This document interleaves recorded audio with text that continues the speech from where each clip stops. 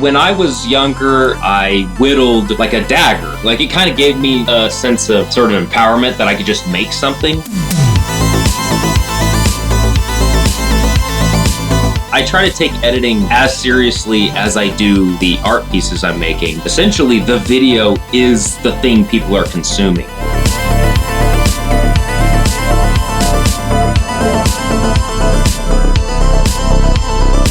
What sort of struggles were you having, and how did you get to the point where you made this comeback tweet today? I am and will always be a recovering addict. There's a saying, if you're not going forward, then you're going backwards.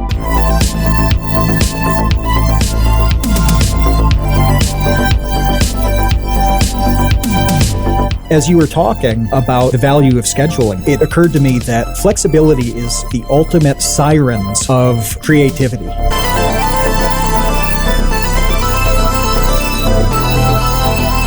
All of these things working together in concert is just like incredible. I just feel so much better. I actually like myself. I like the direction I'm going in. I like myself at the moment. It's been a long, long time.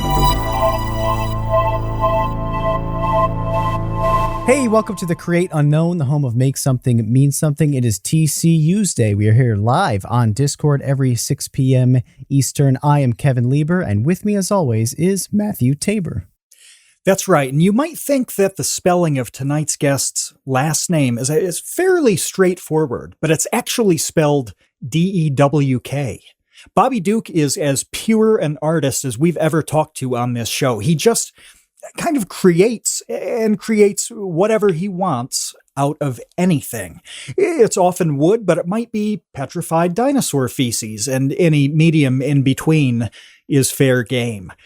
The result, too, might be something physically massive, like the 18-gear, 100 million subscriber motion mural he recently helped custom make for Mr. Beast, or it might be minuscule, like when he turned a steel bolt from a hardware store into about a 2-inch drop-point Bowie-style hunting knife that was a perfect replica from The Expendables 2. That video is a few ticks away from 100 million views, and his video turning a rusty nail into a tiny sword has over 50 million. Screwdrivers have become Deadpool's katanas. An old hammer became Stormbreaker from Infinity War, and a pencil somehow became a smaller pencil. Bobby Duke can turn this into that, and it doesn't seem to matter what you substitute for either of those two demonstratives. But there's a simplicity that creeps into Bobby's creativity that adds humor and truly makes him an entertainer. Kevin's used to putting exponents after the numbers and letters. Bobby's merch store has a t-shirt with a tiny exponent of F before the word art. His videos are a little bit theater, peppered with dad jokes and near skits and expert tutorials and the highest level of pure craftsmanship on the platform. There is absolutely no one like him. So Bobby, you can make and seemingly have made at this point everything. What was the first real piece of art you remember making? Well, first, let me say, dadgum, what an intro. Thank you. I didn't realize you. That makes me feel very good. So now that I've said that, what was the question one more time? What's the first thing that you remember making that really was art, whether it was functional or artistic or just the first memory where it's like, hey, I took all these things and turned out something from it? I actually do remember that. But my memory is horrible, so it's kind of amazing that I do.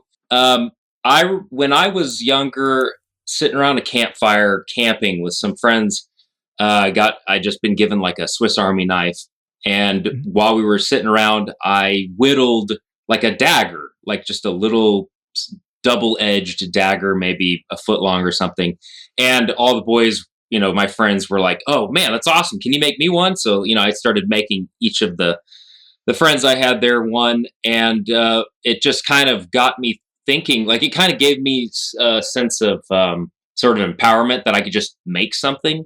I've been involved in art for most of my life, but that's the first time I can really remember, like, say, making something. Second thing actually is I whittled a little goat, which I have on my shelf that I gave to my grandmother when I was probably, I don't know, it had to have been like 8 or 9 or something like that. And I kind of got it back after she passed. Sorry to bring it down, but all of a sudden, no, she lived a long life. So it wasn't, she was like 94. You whittled yourself an heirloom. How many Basically, people yeah. complete the circle that way? Yeah, I got it back, which is kind of cool. I don't know what I should do with it. It's just sitting over there. It's got a broken horn, but she kept it on her shelf, literally until she passed away, which was pretty cool. What was she artistic, or your parents artistic? Did you grow up in an artsy household? Like, where did this bug come from? Were you always obsessed with creating things? So yes, my mother is actually a pretty amazing pastel artist. She doesn't really, make paintings very often, but the ones she does are awesome. Plus, she's very theatrical. She was an opera singer when she was younger. She's, in plays and other stuff like that. So I kind of got a little bit of the theatrical side from her, and then also the art, I'm assuming, because my dad, he's an artist in a way. He's an artist more with software, but very different personalities, my dad and mom. I think I got more of my mom's sort of flair and artistic side. So yes, to that extent. Are you writing this down, Matt? Another musical parent. Are you writing this down? I know, right? Have we identified something yet at this point on this podcast? Yeah, it is shocking the rate of parents who have some musical inclination. What percentage would you stick on it at this point, Kevin? 80%? You think that's fair? It seems like it. I mean, Bobby, we were just talking to Nile Red last week, and I have started to slowly develop this hypothesis about YouTubers all being secret musicians or just having something musical in their DNA. So I asked him, what's your background or relationship with music? And he's like, I kind of play. Meanwhile, he has a guitar behind him, and which one of his parents was a musician. It's like, dude, this is a reoccurring theme that's just like screaming out to us that there's something going on between music and YouTube that I think is highly underrated. What are you pointing out? A drum set. They're in bags at the moment, but I'm a drummer. Been a drummer my whole life. Also, it's in some videos where I kind of mimicked drumming or whatever, along with some of the music I use. But yeah, my sister's a violinist. I played piano growing up and then switched to drums. It is interesting. I think this is going to be our book. We're going to write the secret to YouTube success book, and it's just going to be a musician.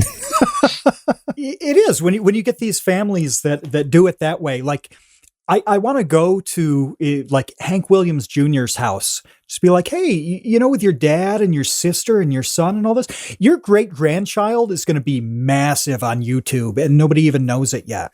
Yeah. This is the science of it. Right. Yeah. That's awesome. Pretty That's much interesting.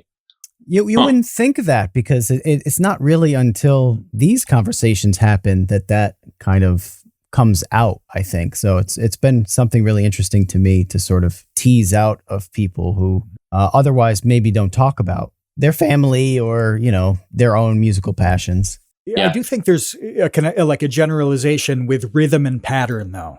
And that's obviously baked into all things musical, but it's also a part of coding, software development, and programming is hugely dependent on both rhythm and pattern in a very different way. But I think there are a lot of ways that general sense can be passed down and distilled down in a way that just, it's like raw material for a young person to develop some kind of creativity with. Mm-hmm. Yeah, I agree. I think there's similar parts of the brain that you're using too with regards to music and art. I mean, they call music artists, musical artists. So it's a form of art anyways. And I think that if your brain really functions well in art, it can translate over into music. I mean, I don't know. I haven't looked into it, but that just kind of makes sense to me. It feels like your videos certainly, and I said this last week with Nile Red, because he has this like lo-fi chill kind of vibe that's very musical to me. And then you have a rhythm to your videos too, where it's always entertaining, but it's always kind of changing. It's like there's like a funny bit, there's a travel bit, you add something entertaining here, and then here's kind of like a montage in which you're painting or whatever it is, like with the Mr. Beast video I was watching this morning, where you literally just put that to music. but the whole composition itself turns into a de facto musical piece. Are you editing all of your videos yourself? Yes, You do. Yeah. Okay. That makes sense. And now the last two videos I have outsourced some of the editing, but it's been very collaborative, and I'll essentially use a small segment that has been edited from someone else. I At this point, or at least the last two, about 90% I've edited. And then beyond that has been essentially just me. But like you mentioned, like I try to take editing as seriously as I do the art pieces I'm making, because essentially the video is the thing people are consuming. So I think editing is so powerful, because if you looked at my raw footage, it would just be super boring. It would also be very long and just lame. No one would watch it. The entertainment and the story and everything comes out in the edit. It is the most important thing. I mean, I'm just a character in the video, essentially. You know, it is me, like, you know, and the thing I'm making is like a subject, but the video is the thing, you know, and that can only be made. It comes through with the edit. Mm-hmm. And what is your process? Because obviously you are shooting a lot. So how do you decide when to shoot, what to shoot, how you're going through it later? I'm really fascinated by that. Well, I have two different styles of video. One is talking. One is like three different styles. One is a completely non-talking video where I just tell the story with soundtrack, visuals, and the edit. The other is like the Tiny Knife video you mentioned, Matt. That one I don't speak. And then the other ones where I'm talking throughout the whole thing, those are usually more loose, and I just kind of off the cuff, whatever I can think up on the spot, and then I try to make it entertaining in the edit later. But then like the video I'm working on now, and I'm trying to make it a once a year thing, is the Halloween videos where I do a pumpkin carving. Those are almost shot like short films, you know, like a short story where it's all pre-planned and all thought out, scripted, you know, and I know very specifically what I need to shoot. The hardest ones for me to make are the ones I typically put out, which is the full talking and the art piece and everything, because those are just, I just kind of shoot everything and then go back and trim and get rid of 99.9% of the footage I shoot. I mean, I will go way overboard sometimes, and I like to shoot time lapses in real time, so it gives me a lot of options on how fast. Because if you set it for, say, one frame every second, you're locked in there. You can speed it up, but you can't slow it down beyond that.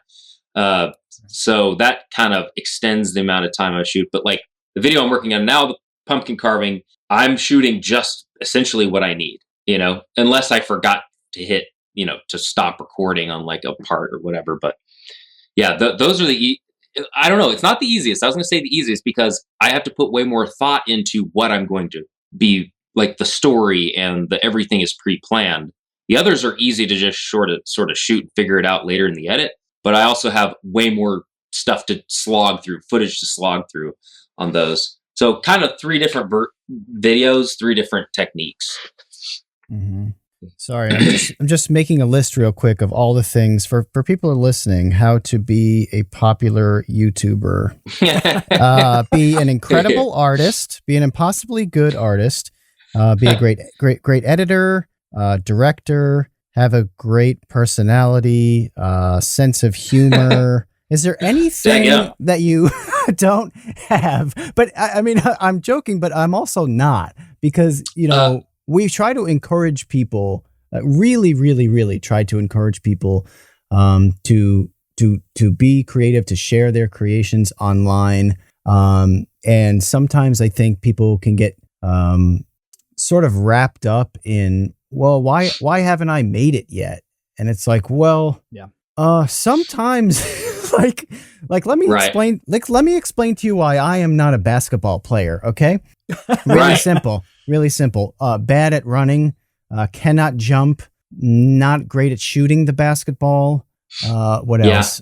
Pretty much none of the things involved. Am I good at? So, you know, there are sometimes just people who come along like you who are like, okay, I can do all of the things, and And in my opinion, what we should do is just be thankful and enjoy your work. And that's what I do. Yeah.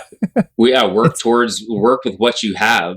I just happen to be good at certain things. But the thing is I feel like there's a balance too, because I am horrible at other things, like staying focused and procrastinating and feeling good about myself. And like recently, I think what kind of triggered you guys reaching out to me was a Twitter post of the problems I have, like big problems, which really impact how frequently I do put out videos. So there's a lot of things I lack, but I'm working towards getting better at those. I'm actually super hopeful, and I'm in a way better place from before I posted that tweet. Now, anyways, since I've taken some action, to change it. Yeah, but I had that on the top of my to-do list to ask you about, because I do think that's a really important discussion that we haven't really had before on this podcast. So yeah, you did make a tweet about a month ago or so saying that you were going to step away from Twitter or from social media in general, recalibrate, come back, and then serendipitously, because this is how life works sometimes, you put out a tweet today that I'll just read verbatim. You wrote, for those asking what I did, I limited all social media to almost none, completely stopped all mind-altering substances, created a schedule, started getting up early, exercising first thing, and read the book No Excuses by Brian Tracy. So let's just start at the beginning. What sort of struggles exactly were you having? And how did you get to the point where you made this sort of comeback tweet today? Okay, so for context, I am and will always be a recovering addict. I did hard drugs when I was younger, kind of switched to alcohol because I was trying to get off drugs, and which alcohol is probably one of the worst anyways, and have just struggled with substance abuse. Now all legal, like, because there's Delta 8, there's Kratom, there's alcohol. Sure. There's all these things that I was taking that are legal because I'm trying to do things better, but all were having horribly negative impacts on me. And like, I wasn't like slobbering drunk or always high or any of that stuff, but like enough to where it was really negatively impacting me. And it made me feel worse about myself because I didn't have the self-control to not do it, which would then feed into a negative feedback loop, because that's what I was in for a long time. Because it would make it harder to get up on time in the morning, which now, since I work for myself, I can get up whenever I want. But there's something psychological about sleeping in super late that makes the rest of your day kind of feel like you've wasted the day. And, I'd end up staying up real late at night, but that also kind of fed into the whole addiction part, because like everyone's asleep, I can have some drinks or I can, do whatever. Sure. So it was just unhealthy. And it made me feel really bad about myself. And the feeling bad about myself would sap all of my motivation, and which would make me feel worse about myself. And then my drive and just self-worth. Like I was literally self-loathing because I don't feel like I was the best version of me. And it's just a feeding in on itself. If you're in that loop, it's just a negative. And, there's a saying, like, if you're not going forward, then you're going backwards. And I've been going backwards for a long time. Now, also to preface, a long time ago, I was way worse off than I am now, but still, compared to what I want to be, I was going backwards and I was not in a good place. Now, it hasn't been that long, but I recently went to like a maker meetup in New York, and I used that opportunity. Like I flushed everything, I was taking Kratom. I had Delta 8, which is like a legal version of weed, essentially. I had not drank for a little while, but I just got rid of everything. Flushed it, threw it away, and was just going to use this opportunity to sort of force myself to hit the reset button. And now there were substances there, but something about getting rid of it all and making my mind up before I left, it was a lot easier to turn down alcohol and things like that at this event. So I turned it all down, got home. I actually felt really bad for a couple of days, not like a withdrawals or anything, but just emotionally bad. I don't know what it was. But then I've been reading this book by Tracy, which it's like every quote, every sentence in that book could be a quote you could hang on the wall. It's just packed full of such good information, but it was worded in a way that was really easy. It was very logical, and I'm super logical, super what's the word?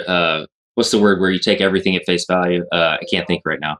But anyways, my mind works away. It was written in a way that I could very much understand, and it made sense to me. So I started reading the book again because I'd stopped because I lost momentum.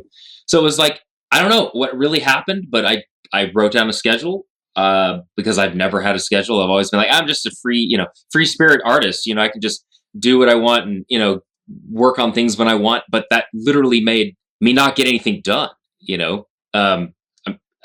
wrote a schedule, started sticking to it, getting up early, exercise. Dude, exercise is literally, like I was telling my wife, sorry, I'm bouncing all over the place, but I told my wife, I wish they had a pill that would make me happy and motivated and everything. And that is the pill. Like being like taking care of business, dude, exercise in the morning.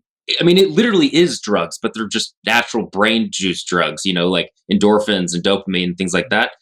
I feel so energized and so motivated after I get off the treadmill, which is behind me there. It's crazy. Like I feel manic almost. I'm just like, hell yeah, let's get going and freaking do all this stuff. And I've been the most productive and happy. I mean, I like myself at the moment. My only fear is that the cycle will continue like it's always continued, and I'm going to let myself down in the future. I'm determined. I've been leaving myself notes on my phone in the state of mind I'm in now, reminding myself how I feel, how great it is. Mm-hmm. And alcohol or other substances or procrastinating, none of that stuff will make me feel it. Maybe in the very moment, it might make me feel okay, but it's vastly going to be outweighed by the negative.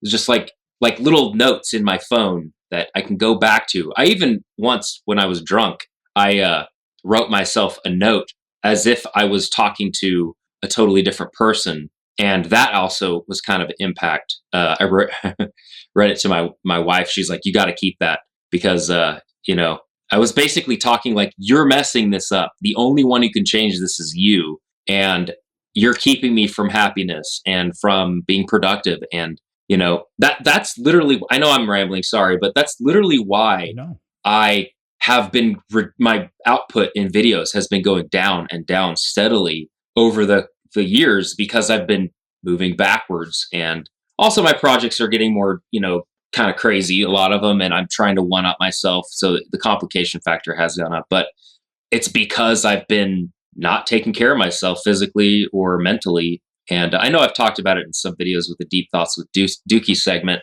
but I mean, that's all real. Like I'm legitimately, it's struggle. And I want to, anyone who's listening to this, let you know that like it may feel horrible today and you may not be doing good right now, but you totally can change that.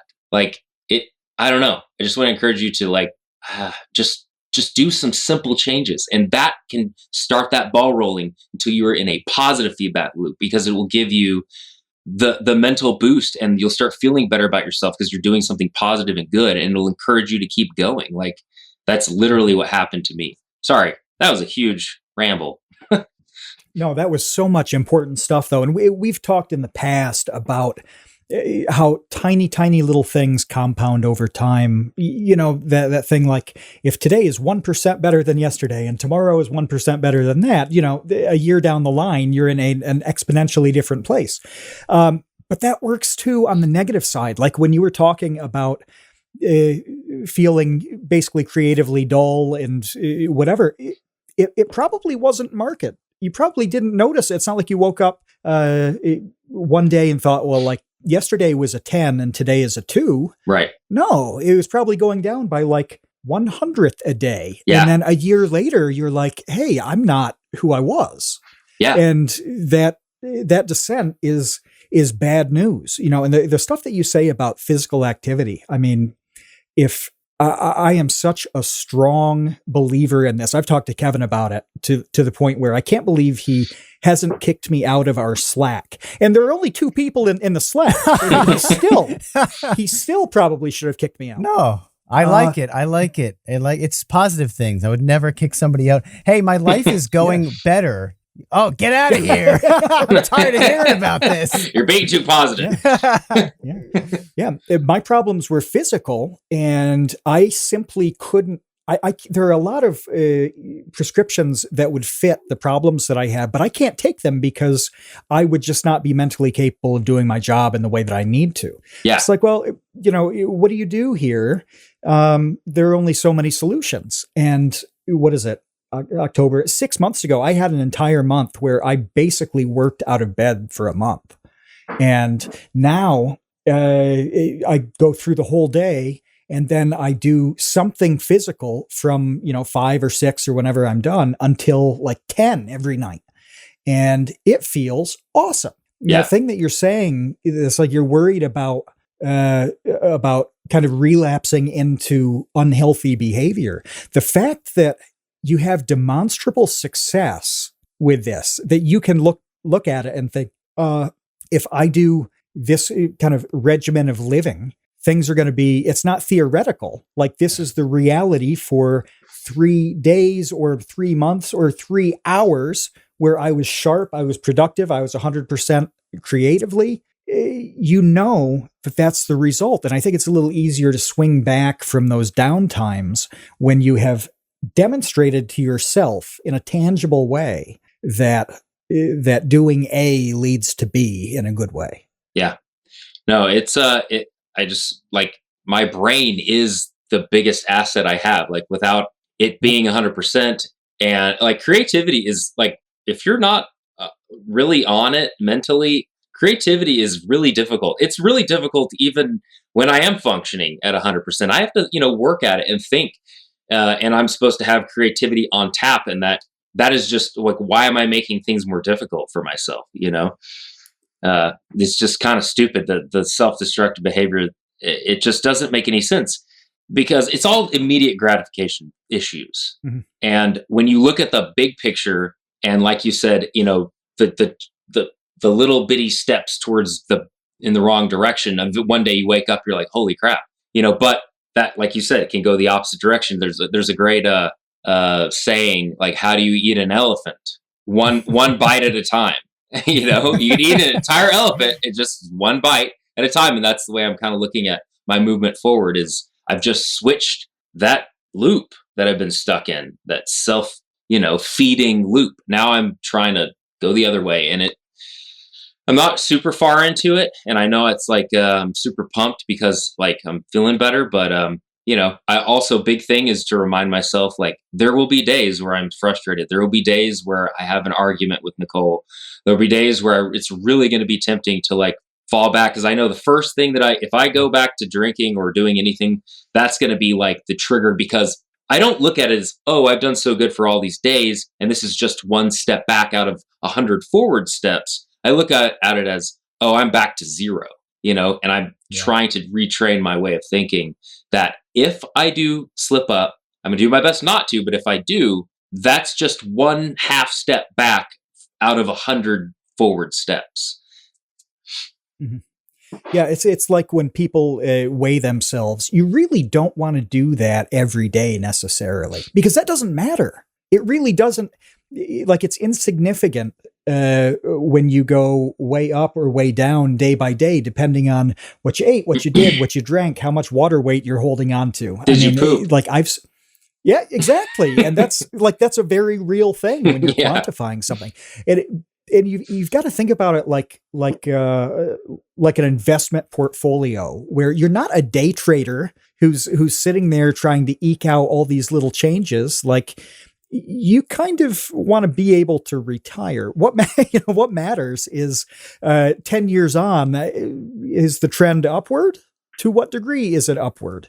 It's going to go up and it's going to go down plenty of times along the way. Some of those things are going to be you screwing up. Some of them are going to be really terrible things happening to you that are way beyond your control. But the reality is that, you're going to take hits.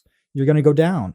And the true kind of measurement of what's good and what's working is, well, is it better than last month?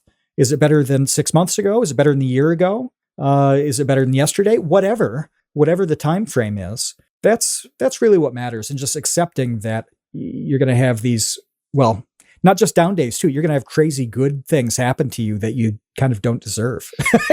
Like you're going to experience these lottery wins that you didn't work for, and that's awesome. Right. So yeah, it's just like a variations thing, and you just understand that's the way it works. Yeah, totally. One thing that I wanted to latch onto is this idea of a schedule, because I don't think that we've ever talked about that before, but I honestly think it's really important. That's why I want to latch onto it, because in the space that we exist in, you already mentioned, why don't I sleep in? It doesn't matter. Like, no, I'm not clocking in. I don't have a manager overseeing my hourly productivity.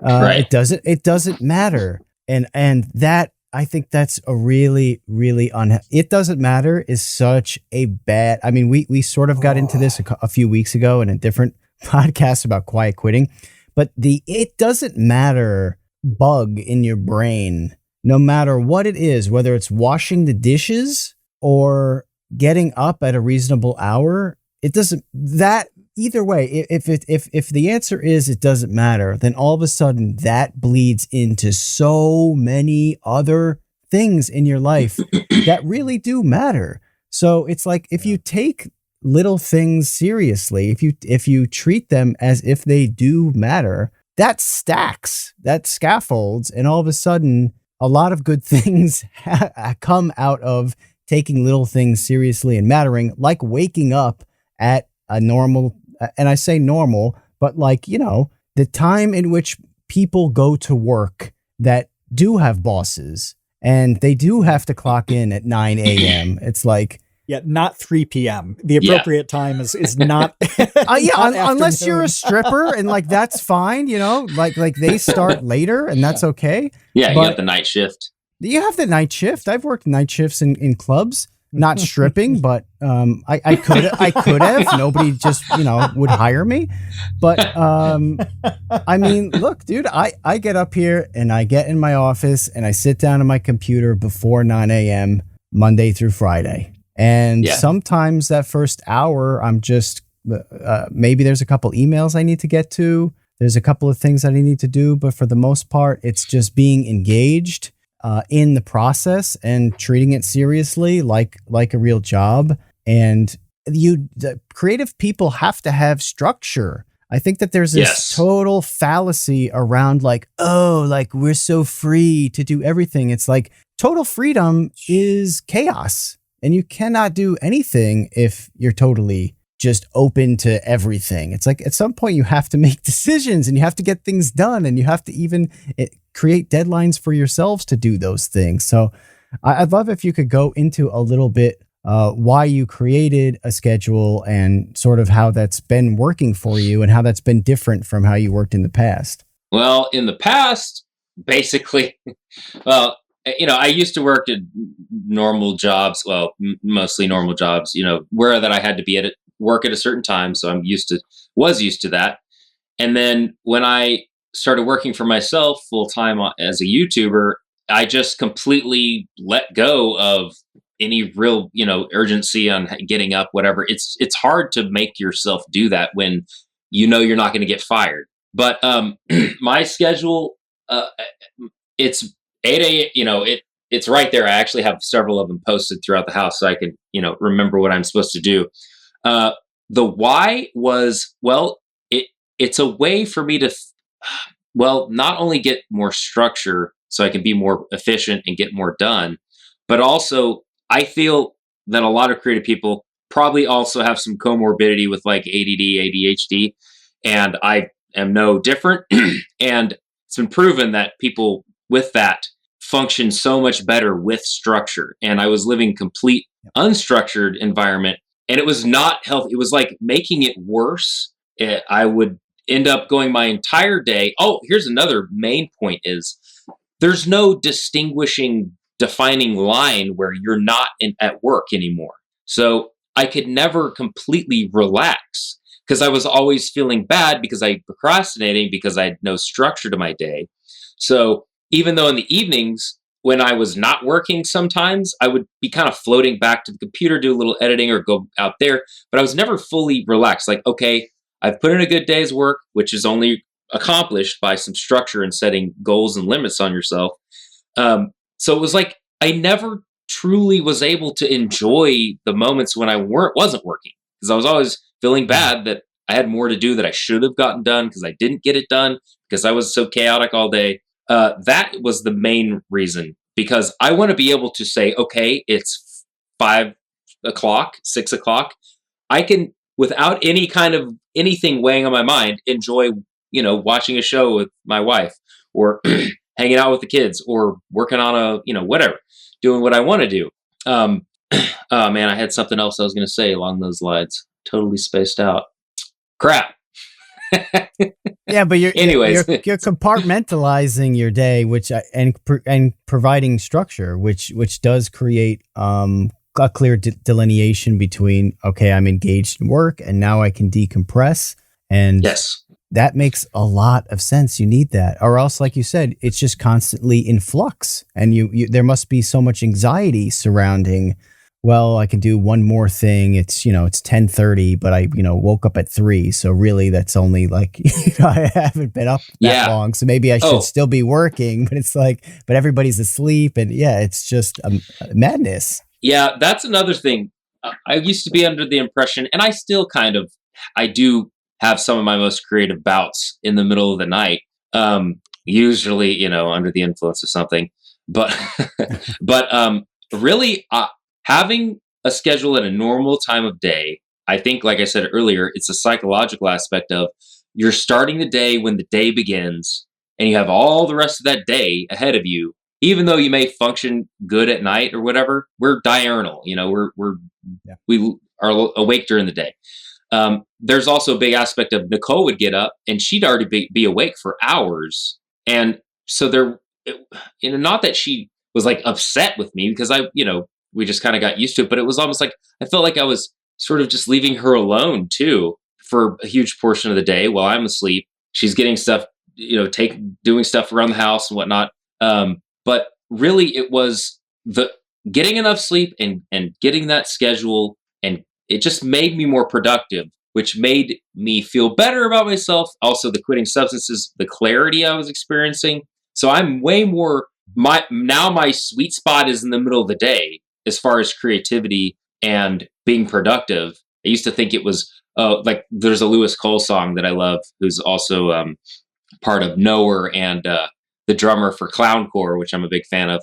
Shout out to Lewis Cole.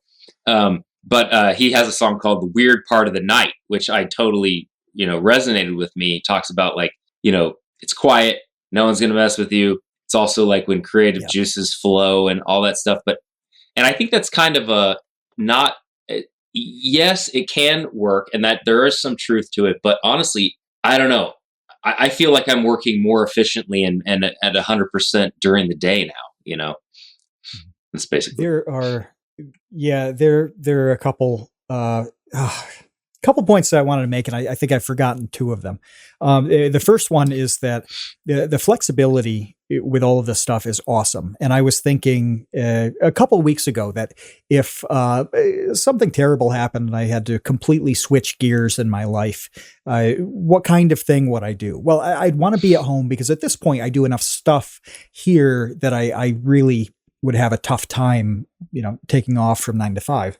But I'd also want flexibility, because I like being able to take advantage of a really good weather day. It's really important to me to be able to go outside and do certain things that I can only do on certain days. Well, sometimes they're a surprise, and so you have to have that flexibility. Well, I love that. The flexibility, though, is completely ruinous. And it as you were talking about the value of scheduling, it occurred to me that flexibility is like the ultimate sirens of creativity, where it is, the most beautiful song. And when you get too close to it, your ship crashes on the rocks.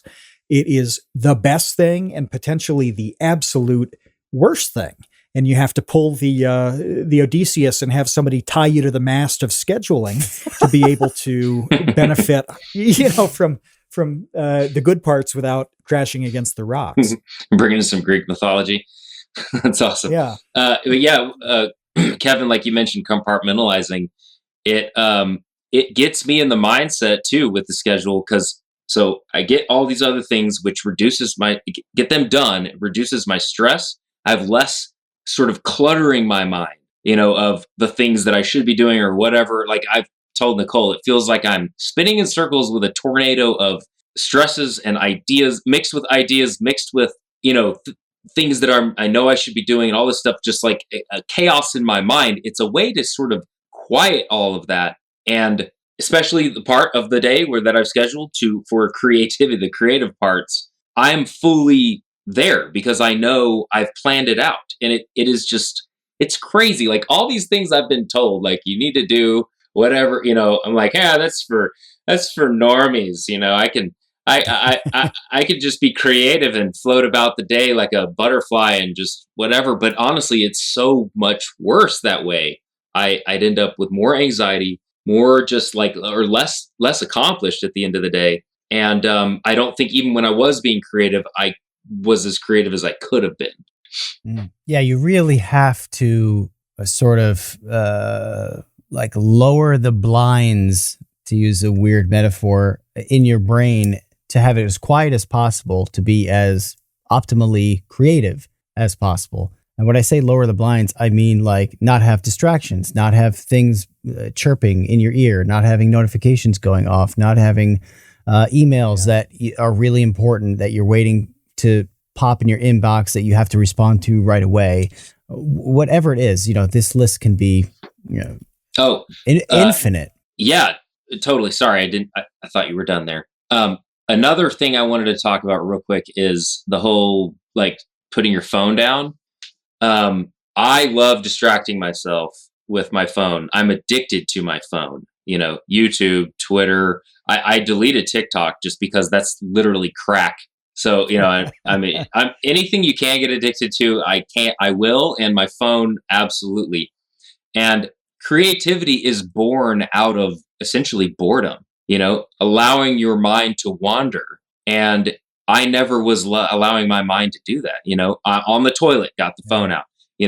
At a stoplight, check my phone real quick. Anytime there was any sort of lull at all, I was looking at my phone. So my brain never had a moment to just be in its own head. I know that didn't make sense, but oh no, it makes perfect sense. Yeah. It's got to be able to operate. It has to have enough room to do what it does. And we're just bombarding our minds with continual stimulation and not allowing it to just sort of just think. It's everything's being shown in front of us. We're only concentrating on the thing we're looking at. And some creativity is so important, like in every aspect of your life, not just as an artist. The iPhone was born out of creativity. Business models are from creativity. Software is from creativity. So in every aspect, no matter what your job is, creativity can benefit it. And if you just allow like half an hour of just sitting there with everything turned off and just thinking, the ideas you can come up with on how to make your life better or more efficient, it's just crazy. So yeah, I've gotten to the point now where I really only look at my phone if I'm, say, eating lunch or a little bit at bedtime now. And that's about it, which has been a huge, that has been another big thing. Besides all these things combined, it's like all these things I knew how to fix myself, but I just wasn't because I didn't have the motivation, or I had the desire, but I was too just, I don't know, they didn't have the self-love, self-respect enough to do it. And all of these things working together in concert is just incredible. I don't know. I just feel so much better. I actually like myself. I like the direction I'm going in. I like myself at the moment. It's been a long, long time. Yeah. Since you're so positive right now, I want to be insanely negative about it. I want to just make this conversation difficult and shitty. But I want to point out two things, and I remember these two this time. You are about the same age as us. We're all 300 years old here. Yeah. And yeah, totally. And I think it's so much easier to do things like scheduling. For example, I love the hours between 6 and 8 in the morning for a couple of reasons. One of which is California is not awake yet. I get to live as if that state doesn't exist. And it means no emails having to do with work. Nothing is popping, that comes from the West Coast. It's like living life on easy. I thought you were saying you're pretending that California didn't exist. Like that's what made you happy. I can until like 10 a.m. and like my sorry, Kevin, you live in California, right? Yeah. Oh, no. Oh, I no. also pretend California doesn't exist. Okay, yeah, I'm in Texas. No, I love California. It's great. Great weather. That's easy now, and literally my favorite activity of 2022 is hauling stones outside. This is another thing I talk to Kevin about too much, is moving rocks and stones and popping an audiobook on with, a very nice pair of DeWalt Bluetooth headphones. So I can listen to a nice history book and haul rocks. And I love this. I love it. I don't think I would have liked that at 19. No. And that's my point here, is that I think all of these things come together. Like you were saying, it's this confluence of like 10 different really big factors in your life and your brain and your body and circumstances. You can process them and take the good and leave the bad and sort it out in a way that you could not have done 20 years ago. Yeah. I could not have done it 20 years ago. Kevin, you couldn't have. None of us could. So how do you convince people that are much younger than us, and most of the people who listen to this show are younger, and I really want your perspective on this, because you have made, with your body and your wife's body, you have actually made younger versions of yourselves. This is something that Kevin and I haven't done. You've created procreate the smaller humans that are by definition younger than you. Yeah. And I imagine you're trying to impart some of this and seeing them develop over time with a sense of what's going to make them happy and creative and all of that. So what do you do with the kids? How do you take all of the stuff that we're talking about and get somebody who's 18 and they're creative, but they have trouble focusing, or they don't know what they want to do? They're not going to wake up at 7 and pop on some Yorkshire tea and go through the eBay alerts like I do. That's probably not their life. Right. So what do you do? How do they do this? Well, how do they do it? I can give them a reason. Not sure how, because I'm still trying to figure that out myself. But I wish I had, and every adult says this, I wish I had listened to my parents. I wish I had listened to advice of older people, because 99% of your life is going to be as an adult. Maybe that's not an accurate percentage, but a vast majority of your life is going to be as an adult. But the things you do when you're younger are going to sort of steer the habits that you end up having when you are an adult. So if you can get in, start doing, maybe scheduling or whatever, living not correctly, because that's kind of a abstract term, but like, I don't know, being responsible, doing the things you're supposed to be doing, setting these good habits when you're younger, it will just make your life so much easier, because I've spent so much time being miserable, and I really wish I didn't have to go through that. I don't know, it just literally do it for your future happiness and mental well-being and bank account, like literally, if you want to have money, you're not going to be able to do it unless you freaking get out of bed and work hard and be responsible. I know it's lame and boring, but I don't know. It will give you the freedom to do not lame and boring things when, you're older, even beyond that. So I don't know. Like, it's interesting too, because personalities are all so different. My middle daughter, Avery, she's just naturally responsible. Like, she hasn't even had to work at it. She's just that type of personality. Everything in her room is ordered. She does her own laundry. She'll like some mornings before I was getting up, she would come wake me up, and hey, Dad, I need to go to school or whatever.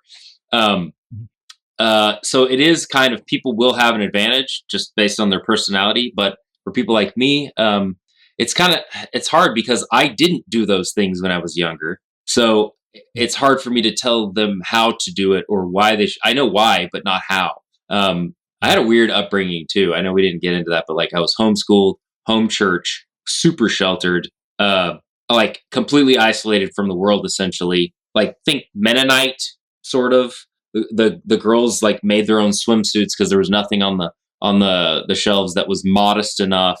They were even talking about betrothal, buying property, moving out onto a building like a big fence and like compound style. It was getting out of control. That's I think one of the reasons. Are they taking new members? Like, where do I send the application? Yeah. No, they've fragmented and they're no longer together anymore. But so I had a weird kind of untraditional upbringing to most people. I know that influenced a lot of the way I am, my personality. I think it did a lot of good, but there were also negative things. The good thing it did, and I know you didn't ask me about this, but it helped me. I think since I didn't have to ever deal with like really peer pressure or fitting in, it allowed me to. By the time I got old enough, I was so just like myself and never thought about trying to either impress people or look cool or not be a dork. It's definitely helped as a YouTuber because I can go out in public dressed as an anime girl and not really care what people think about me and just go and get the shot, Yeah. But then there's also some other negative things that have happened, I think that everything sort of balances out. Like you can be super creative, but then you're going to be super chaotic, or unorganized. Sure. You can be super good at math, but then you may be socially awkward. I'm not saying those specifically, but like there's always like it always evens out. Like savants, they may be a deficit in certain areas mentally, but then can do math like a supercomputer. They're just an extreme version of that. So I don't know. I think kind of. Let's see if I can see if I can bring it back together. So therefore, it's dependent on the type of personality you have and whether or not it'll be easier for you to start out and by making those habits early in life, which will then impact you, not impact your bowels, but just your life later on in life. Kevin, I want to hear what you would do with 18-year-old Kev Lieb to mentor him. But I want to point out one thing very quickly when you're talking about your daughters. There is a difference between boys and girls for the most part with executive function and its development. And I'm not going to go down this rabbit hole too far, but generally you can say that boys develop stronger executive function like 2 years later than girls. Yeah. And if you think about girls and boys who are in like 8th, 9th grade, the girls are really good about homework. They're really on top of it. They very rarely lose track of assignments and things like that. The boys tend to be a mess in 8th grade. They can't keep track of shit. That's the general rule on the two sides. Well, biologically, yeah. And Jen is saying, looks at her sons. Oh no. Yeah, it's coming. Give it like 2 years and you're going to be very frustrated. But it's more natural. You're saying on the personality side.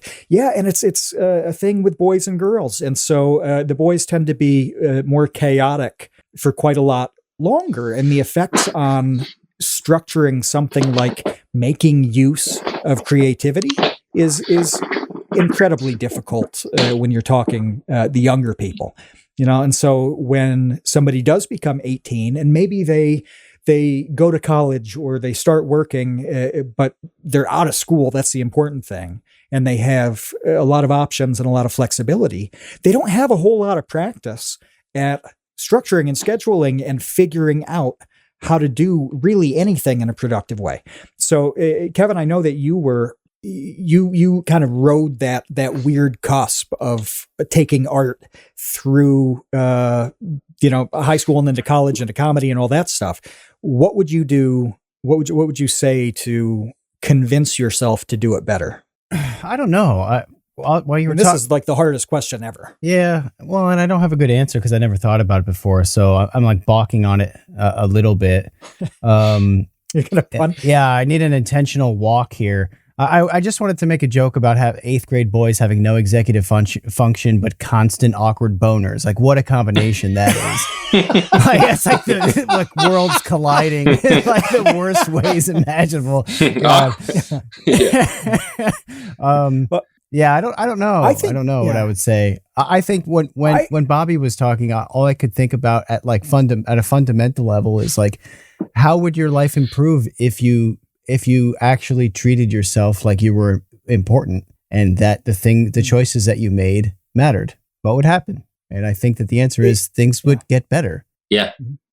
I think the thing that really would have resonated with me back then actually makes me think of an example that reminds me of the stuff that you do, Bobby. When I was young, I went to, I think, Wheeling, West Virginia. I went to a carving museum. Ernest Werther was a master carver. Somebody can pop this in the chat. It's Werther with an A, not like Werther's Originals. And he carved things like trains out of ebony and ivory. And I know he did the Lincoln funeral procession. And just the most intricate, massive displays of carving. That had its meaning baked in. You know, he was making this very important emotional, historical thing with a high detail style of art. So the meaning there was really clear. And I'm like, oh, this is important. This is really good. And now, almost 30 years later, oh, good, we've got a link in the chat from Ohio Magazine, The Legacy of Ernest Werther. Yeah, it was obvious to me that this mattered. And 30 years later, I remember looking at this carving. And I remember the guy coming over to me too, one of his sons, who pulled out a little piece of wood and he said, in 10 minutes, or 10 cuts rather, I can make a pair of pliers. And it was, it was basswood, so it was easy to cut. And he made these 10 slices with his pocket knife and had a working pair of pliers, and then, gave it to me. And the pliers are still on a little shelf at my parents' house. That was neat. And there's an element of tradition there that he was demonstrating. And that meaning stuck with me. It made an impression then, and it still sticks with me now. And I think that having somebody talk to me about why what they're doing matters would have resonated as a kid in a way that made me really want to be more productive and want to do some of the things that we're talking about. Yeah, that's cool. I know that we're running close on time because Bobby's got a Halloween video to work on. Do we have a couple of Patreon questions that we can throw real quick before we wrap up? We do. Let's see. Oh, yeah. Is there something that you wanted to make that you haven't had the chance to make? This is from NRM. Excuse me. Yes, I would like to do some large sculptures, and YouTube, I don't know. It's hard to justify such a long-term project when I'm kind of, trying to do not small projects. Obviously, some of them are, excuse me, very time consuming, but like a very large, yes, right off the bat, I want to do a marble carve marble. I'd love to do a sculpture out of marble. I want to learn how to blow glass. I'm very soon gonna learn how to do welding, because I would love to do some metal welding. There's something called like MIG stacking, where you can almost 3D print with metal and then you finish it with grinders and things like that.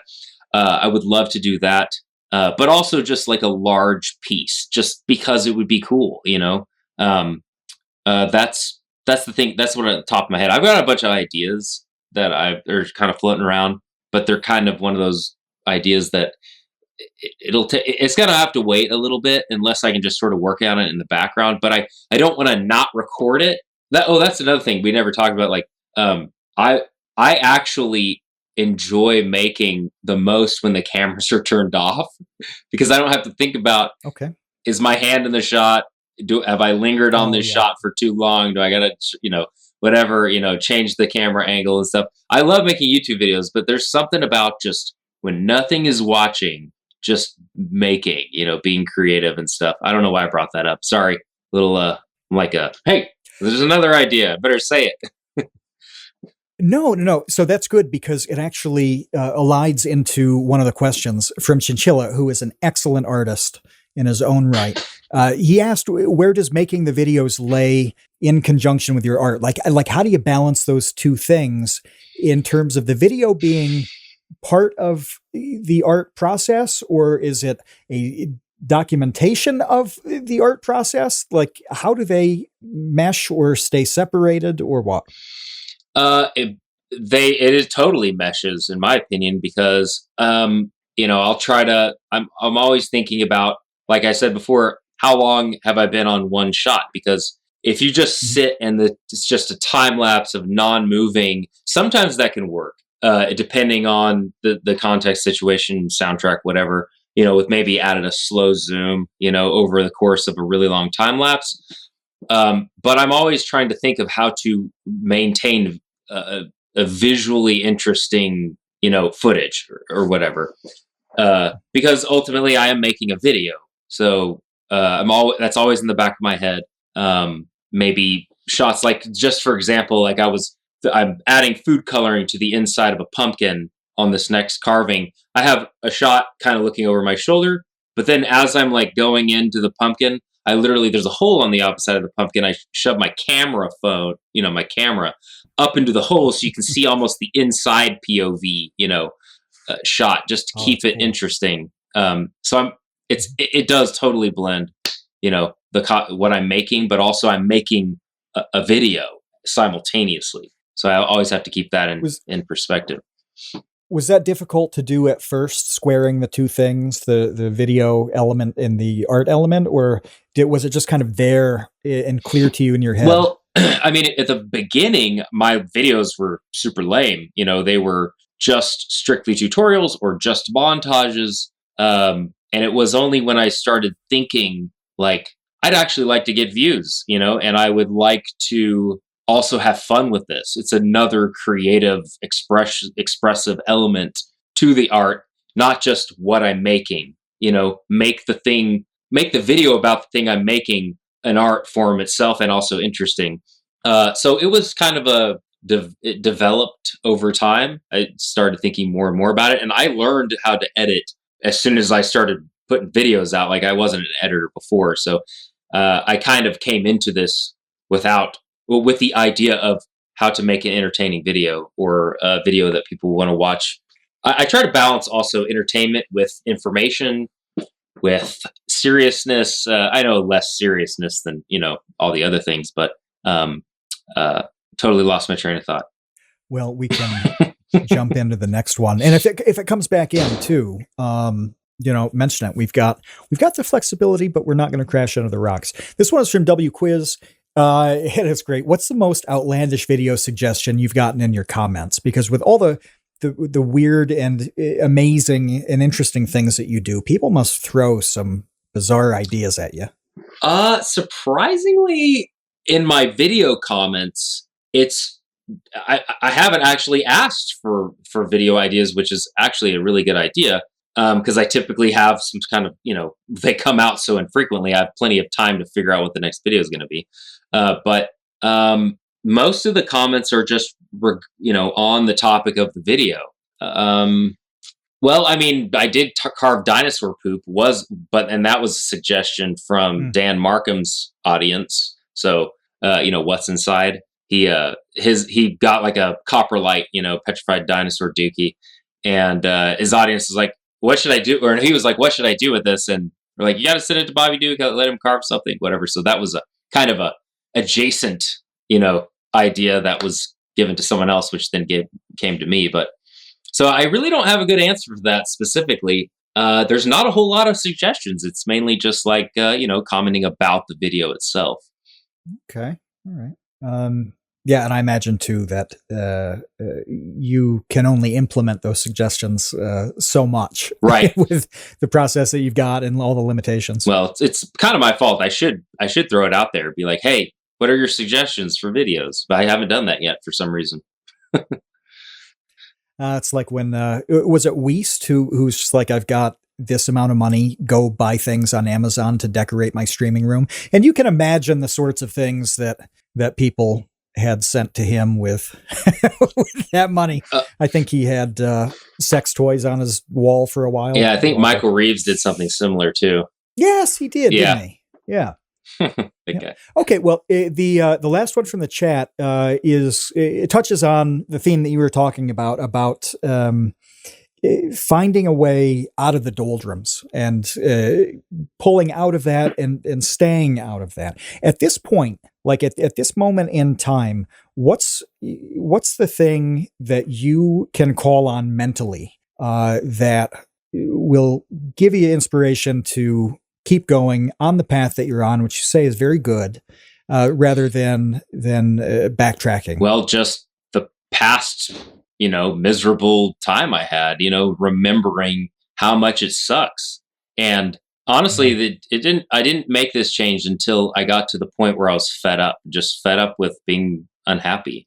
And I'm happy in my videos because I only try to record when I'm happy, because I don't want it to, people are super perceptive. They can tell if, you're faking it. That's also been why, like, literally, it's all been stemming my the lack of content has been stemming from me being miserable. But that is the best just reminder is I was miserable and I don't want to be like that anymore. Mm-hmm. Yeah. So yeah. Well, I would love to. I know we're out of time. I'd love to have you back. We're gonna check in on you. We're gonna update. What was your financial projection, Matt? 6 months. All right. We'll mark down Bobby Duke 6 month check in. I think that sounds good. Fair amount of time. Yeah, I think 3 months is it's way too quick. And a year is an eternity. We're talking about the YouTube world. Yeah. A year is like 30 years in real life. 6 months is good. Yeah, I'm doing a lot of things too. Like I'm going to bring on hopefully full or part-time editor. That's awesome. Like someone to assist with maybe camera and other things that I'm doing, and just freeing me up to do the things that I'm good at. And I will say that it's been a real struggle trying, like letting go of or even I haven't actually let go of it, but knowing that I'm going to have to let go of some of the creative part of, like, say, the editing, because I have a love-hate relationship with it. I love that creative aspect of it, but I hate like just slogging through footage and it's just like you just have to brute force it sometimes, and that can be just like exhausting. But I'll never ever stop being one of the editors. I'm always gonna be like take edits and put them together. But I don't know, I've been having this real hard time with like knowing that I'm gonna have to let go of that, or some of it at least, so that I can be more efficient. I totally forgot the original question. Sorry, I do this all the time. I was just going to chime in and say that you may surprise yourself. You never know. It could turn out that you give up the editing and you don't miss it at all. And what you really like to do is kind of executive produce and oversee the thing. That's totally possible. It's viable. It's not a non-zero possibility. You never know. You can be surprised sometimes. But I don't want to lose sort of the vibe my videos have, and my humor is coming through those videos. The reason they're edited that way is because I'm doing what I think is funny. I need to find someone who is similar sense of humor, has good comedic timing, knows when to linger too long for the awkward moment or when to cut it, skirt that line between actual quick cringe and self-aware cringe and all that stuff.